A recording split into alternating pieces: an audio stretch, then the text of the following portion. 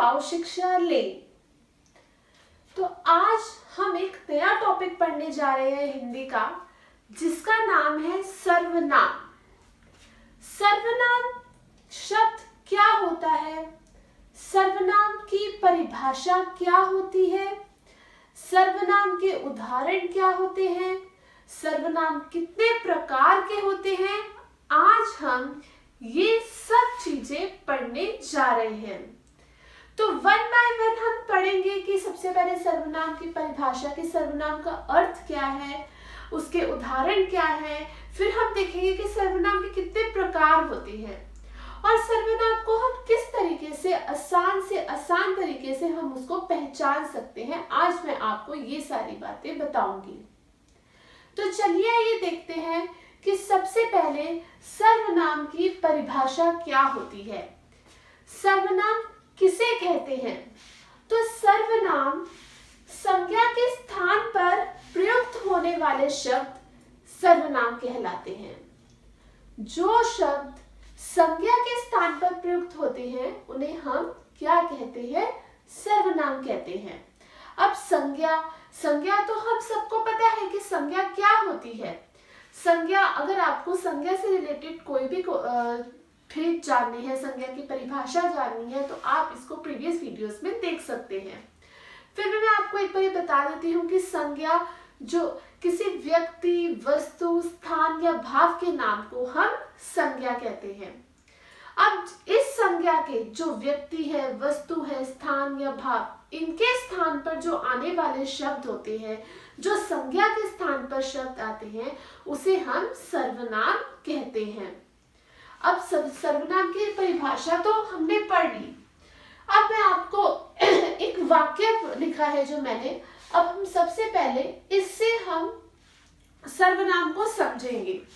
अब ये वाक्य है कि राधा ने राधा के मन में सोचा कि राधा कल अवश्य राधा की सहेली के घर राधा की गाड़ी से जाएगी। अब यहाँ पर संज्ञा शब्द बहुत यूज हो रहा है। राधा कुछ अटपटा सा सेंटेंस लग रहा है हमको, कुछ अजीब लग रहा है बोलने में। तो अब हम इस सेंटेंस को अगर करेक्ट करते हैं, अगर हम इसको करेक्ट करेंगे ठीक ढंग से, किस तरीके से लिखा जाएगा? राधा ने अपने मन में सोचा कि वह कल अवश्य अपनी सहेली के घर अपनी गाड़ी से जाएगी। तो पहला जो हमने सेंटेंस पढ़ा था वो हमें थोड़ा सा अजीब लगा कि राधा ने राधा के मन में सोचा कि राधा कल अवश्य राधा की सहेली के घर राधा की गाड़ी से जाएगी। पर जब हमने इस वाक्य को थोड़ा ठीक किया तो ये वाक्य इस तरीके से निकल कर आया कि राधा ने अपने मन में सोचा कि वह कल अवश्य अपनी सहेली के घर अपनी गाड़ी से जाएगी। तो राधा जो हमारा एक संज्ञा शब्द था, वो बार बार यूज ना होने की बजाय हमने एक बार राधा संज्ञा को उसको वाक्य में लेकर आए और उसके बाद हमने इस सेंटेंस को, इस वाक्य को थोड़ा सर्वनाम लगाकर बदल दिया।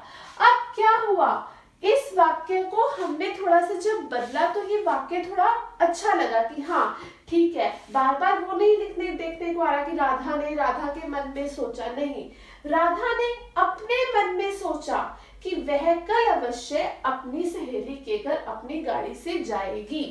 तो यहाँ पर जो संज्ञा के स्थान पर शब्द यूज हुए हैं वो है सर्वनाम। अब जैसे यहाँ पर संज्ञा के स्थान पर क्या प्रयुक्त हुए हैं? अपने, वह, अपनी। तो ये कुछ सर्वनाम शब्द है। कौन से शब्द हैं? ये कुछ सर्वनाम शब्द है जो हमने संज्ञा के स्थान पर प्रयुक्त किए हैं। जैसे अपने, वह, अपनी, ये क्या है? ये कुछ आपके सर्वनाम शब्द हैं। अब अभी हमने डेफिनेशन में यही परिभाषा में पढ़ा था कि जो शब्द संज्ञा के स्थान पर प्रयुक्त किए जाते हैं वो सर्वनाम कहलाते हैं। अब सर्वनाम के कुछ उदाहरण हैं। मैं, हम, आप, यह, वह, जो, मेरा, मुझे, अपने, अपनी, ये सब क्या है? ये सब हमारे सर्वनाम के उदाहरण हैं। ठीक है, अगर मैं एक सेंटेंस बोलूं कि वह लड़का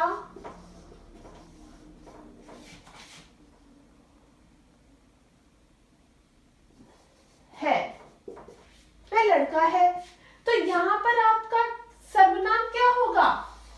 वह। यहाँ पर आपका सर्वनाम क्या होगा? वह। अगर मैं बोलूं हम बाजार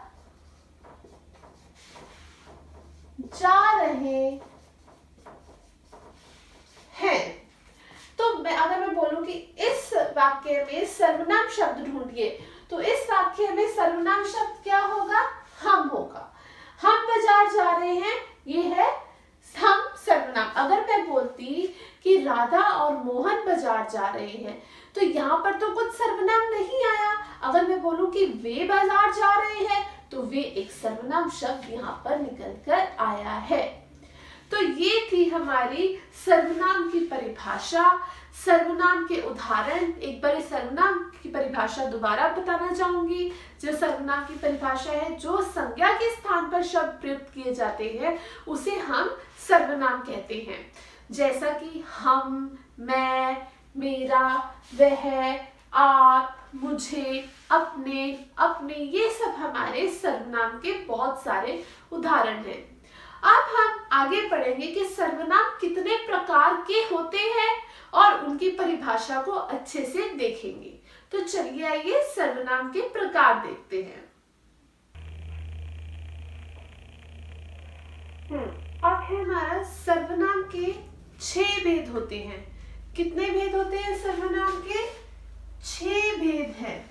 हम एक एक करके सर्वनाम के भेद के बारे में पढ़ेंगे कि सर्वनाम के 6 भेद कौन कौन से हैं, ठीक है, और इन सर्वनाम के 6 भेदों के उदाहरण क्या क्या है। तो जैसा कि सबसे पहले सर्वनाम का भेद है पुरुषवाचक सर्वनाम।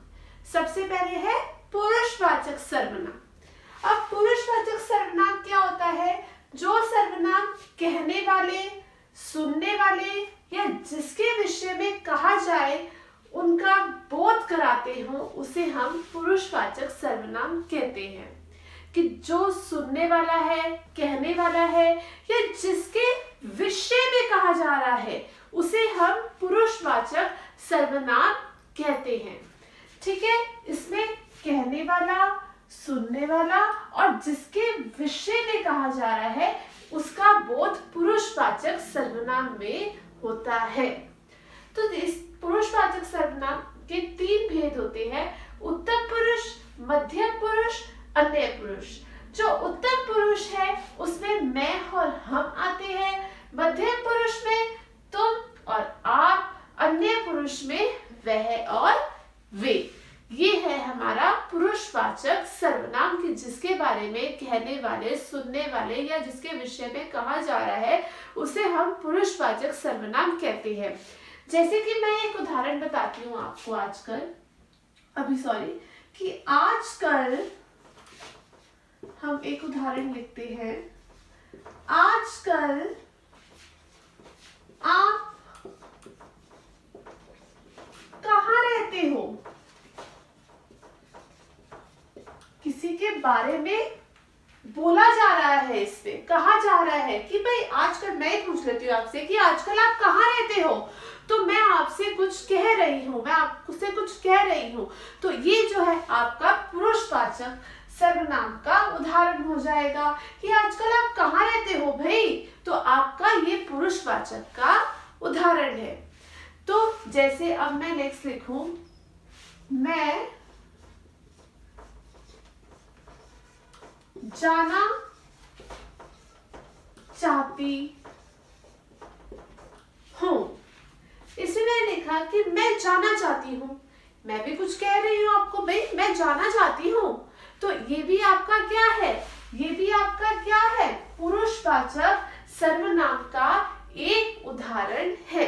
क्या है आपका? ये एक पुरुषवाचक सर्वनाम का उदाहरण है कि जिसके बारे में हम कह रहे हैं या कोई सुन रहा है या जिसके विषय में कहा जा रहा है वो आपका पुरुषवाचक सर्वनाम कहलाएगा।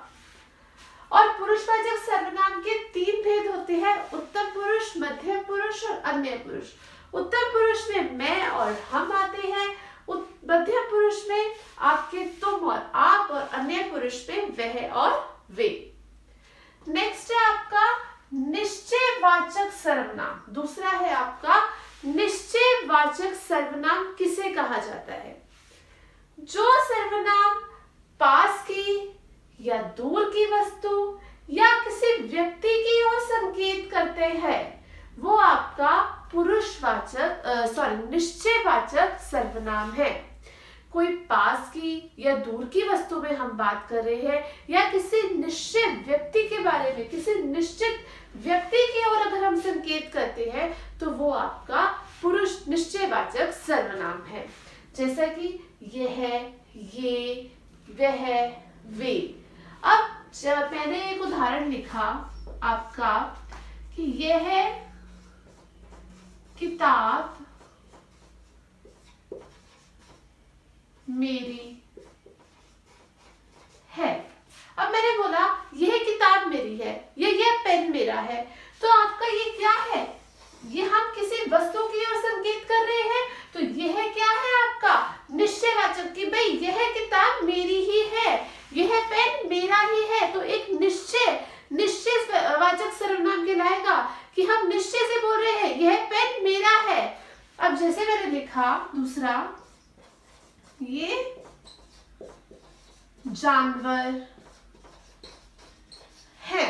अब मैंने बोला भाई ये जानवर है, निश्चय से बोल रही हूं भाई ये जो खड़े हैं हमारे पास ये जानवर है। अब ये पेन मेरा है, यह घर मेरा है। तो जो चीज हम निश्चय से संकेत करते हैं, तो वो हमारा निश्चयवाचक सर्वनाम कहलाता है। चाहे वो पास की वस्तु हो या दूर की वस्तु हो, या हम किसी निश्चित व्यक्ति के बारे में संकेत करें कि ये हमारा निश्चयवाचक सर्वनाम कहलाएगा। इसके अंतर्गत एक चीज मैं आपको एक बात और बताना चाहूंगी कि जो यह और ये है, ये दो चीजें, मतलब यह, ये, वह, वे, अगर हम वस्तु के लिए यूज करते हैं, यह और ये हमारे पास की वस्तु के लिए प्रयोग में लाया जाता है। जो हमारे पास की वस्तु है वो यह और ये उस पे प्रयोग में लाया जाता है। जैसे मैंने बोला यह पेन मेरा है, तो ये मेरे पास है, पास की वस्तु की ओर संकेत हो रहा है, तो ये आपके ये दोनों, यह और ये शब्द उसमें प्रयोग में लाए जाएंगे। वह और वे आपकी दूर की वस्तु प्रयोग में लाए जाएंगे। जो दूर की वस्तु होती है, जैसे कि मैंने बोला वह घर मेरा है, कि मतलब वह घर मेरा है, थोड़ा दूर है, तो वो आपका क्या होगा? निश्चयवाचक सर्वनाम। अगर पास की वस्तु हो यह, ये, दूर की वस्तु हो वह, वे। निश्चयवाचक सर्वनाम में हम किसी निश्चयवाचक सर्वनाम में आप पास की या दूर की वस्तु या किसी निश्चय व्यक्ति की ओर संकेत करते हैं, तो वह आपका निश्चयवाचक सर्वनाम कहलाता है। जैसे कि मैंने बोला, इसमें लिखा यह किताब मेरी है, तो हाँ निश्चय से बोल रहे हो कि भाई यह किताब मेरी ही है, यह पेन मेरा ही है। आप उस वस्तु को अपने बोल रहे हो निश्चय से, भाई यह मेरा ही है, तो वह आपका निश्चयवाचक सर्वनाम कहलाएगा। ये जानवर है, तो आप एक निश्चय से बोल रहे हैं कि ये जानवर है, तो ये आपका क्या कहलाएगा? निश्चयवाचक सर्वनाम। अब हम तीसरा पढ़ेंगे अनिश्चयवाचक सर्वनाम। तो चलिए आइए देखते हैं। अब तीसरा है हमारा अनिश्चयवाचक सर्वनाम। अनिश्चयवाचक सर्वनाम किसे कहा जाता है? जिस सर्वनाम के प्रयोग से किसी निश्चित प्राणी या वस्तु का बोध ना हो। मतलब हम सर्वनाम का प्रयोग तो कर रहे हैं, पर उससे हमें कोई निश्चित प्राणी या वस्तु का बोध नहीं हो रहा है, हमें उस पे किसी निश्चित वस्तु या प्राणी का बोध नहीं हो रहा है। जैसे कि मैंने आपको एक उदाहरण दिया, वहां कौन खड़ा है, ठीक है। जैसे मैंने लिखा यहाँ, वहां कौन खड़ा है। अरे भाई वहां कौन खड़ा है हमें क्या पता पता, मैं बोल रही हूँ वहां कौन खड़ा है, भाई बताओ तो सही कौन खड़ा है। पर हमें इसमें किसी निश्चित वस्तु का बोध या व्यक्ति का बोध नहीं हो रहा है। जैसे मैंने दूसरा लिखा कि कोई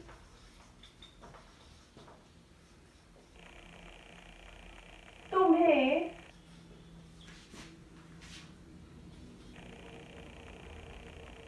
बुला रहा है। जैसे इसमें मैंने लिखा कि कोई तुम्हें बुला रहा है। अरे भाई कौन बुला रहा है? कोई तुम्हें बुला रहा है। इसके अंदर भी कोई निश्चित प्राणी का बोध तो नहीं हो रहा कि कौन तुम्हें बुला रहा है, वहां कौन खड़ा है, कोई तुम्हें बुला रहा है। ठीक है, तो जिसमें हमारा ना ही किसी निश्चित वस्तु और ना ही किसी निश्चित प्राणी का बोध हो, वो हमारा अनिश्चयवाचक सर्वनाम कहलाता है। जैसे मैंने अभी बताया भी वहां कौन खड़ा है, हमें नहीं पता वहां कौन खड़ा है, उसमें कोई निश्चित प्राणी का बोध नहीं हो रहा है। कोई तुम्हें बुला रहा है, अरे भाई कौन बुला रहा है? कोई तुम्हें बुला रहा है। अब कोई तुम्हें बुला रहा है तो वो किसका उदाहरण हो जाएगा? अनिश्चयवाचक सर्वनाम का, जिसके अंतर्गत ना तो कोई निश्चित वस्तु या प्राणी का बोध होता है, वो आपका अनिश्चयवाचक सर्वनाम कहलाते हैं। अब चौथा है हमारा संबंधवाचक सर्वनाम। जिस सर्वनाम से एक शब्द या वाक्य का दूसरे शब्द या वाक्य से संबंध जाना जाता है। ठीक है, कि जिस सर्वनाम से एक शब्द या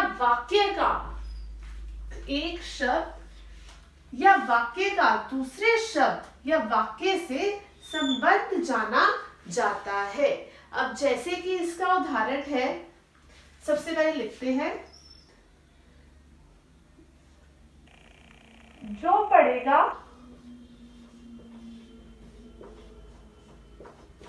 वही बढ़ेगा।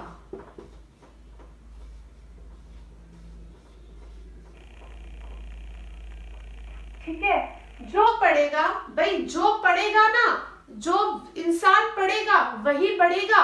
ठीक है, जो पढ़ेगा नहीं वो बढ़ेगा कहीं, भाई कैसे? तो जो पढ़ेगा वही बढ़ेगा, तो इसका संबंध बताया जा रहा है। तो ये एक वाक्य से दूसरे वाक्य से, तो वो है आपका संबंधवाचक सर्वनाम। ठीक है, अब जैसे दूसरा है, जो सत्य बोलता है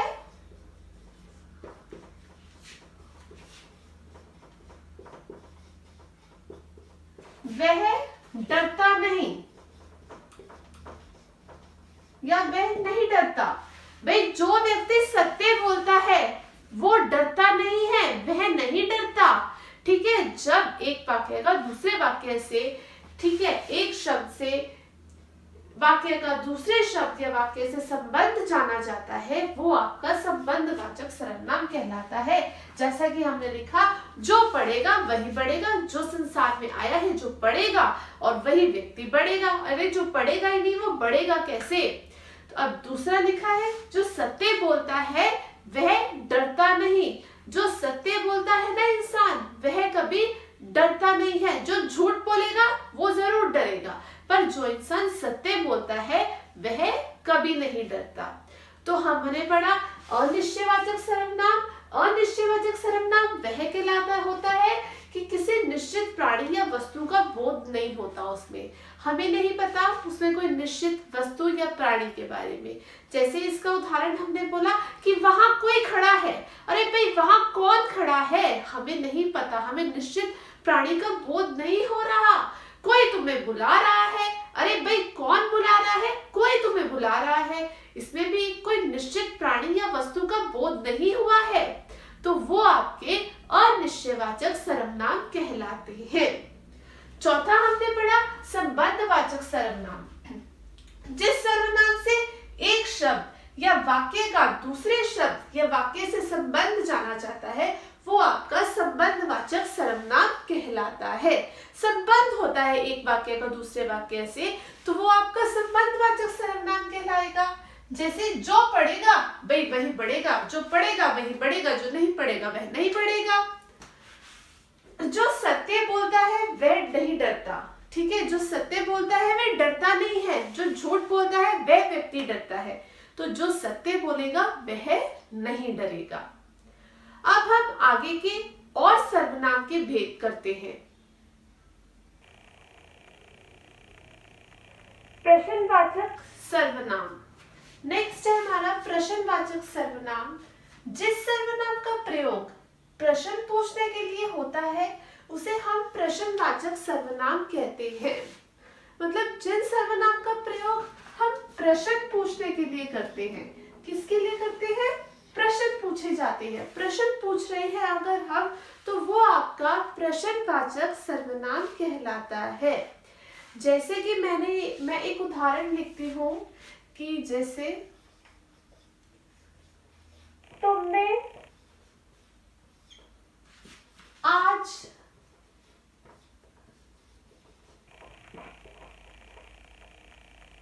क्या खाया? ठीक है, मैंने एक प्रश्न पूछा, तुमने आज क्या खाया? तो आप इसका उत्तर देंगे, हाँ भाई मैंने आज रोटी सब्जी खाई, मैंने आज फल खाए। तो जब हम किसी से प्रश्न पूछ रहे होते हैं तो वो आपका प्रश्नवाचक सर्वनाम कहलाता है। अब जैसे दूसरा उदाहरण देखते हैं। मैंने लिखा, कल तुम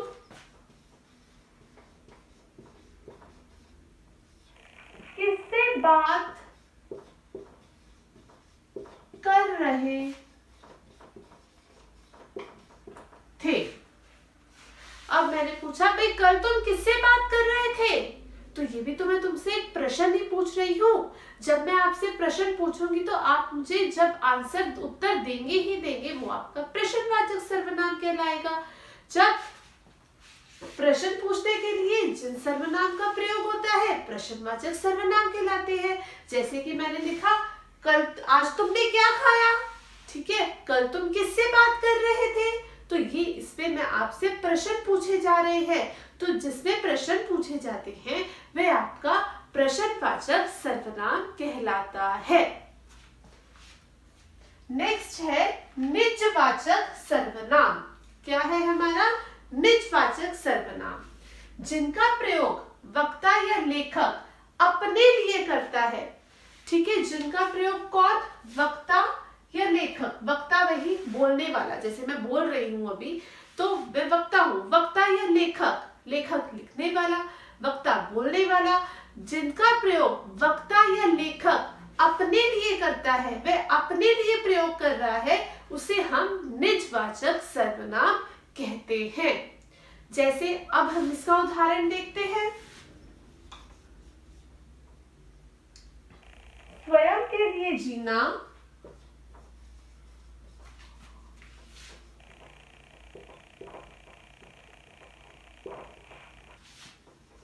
व्यर्थ है। ठीक है, अब मैंने लिखा स्वयं के लिए जीना व्यर्थ है। अगर हम सिर्फ अपने लिए ही जी रहे हैं, अपने ही बारे में सोचे जा रहे हैं, तो वह तो व्यर्थ है। हमें दूसरों के लिए भी जीना चाहिए, दूसरों के बारे में भी सोचना चाहिए। तो स्वयं के लिए, अपने आप के बारे में ही मैं बात कर रही हूँ ना, स्वयं के लिए जीना तो व्यर्थ है। इसमें मैं अपने आप के बारे में बात कर रही हूँ, जिसमें वक्ता या लेखक अपने आप के बारे में, ठीक है, अपने लिए किसी चीज का प्रयोग करता है, तो वो आपका निजवाचक सर्वनाम कहलाता है। अब जैसे दूसरा उदाहरण है, हमें अपना काम स्वयं करना या खुद करना चाहिए।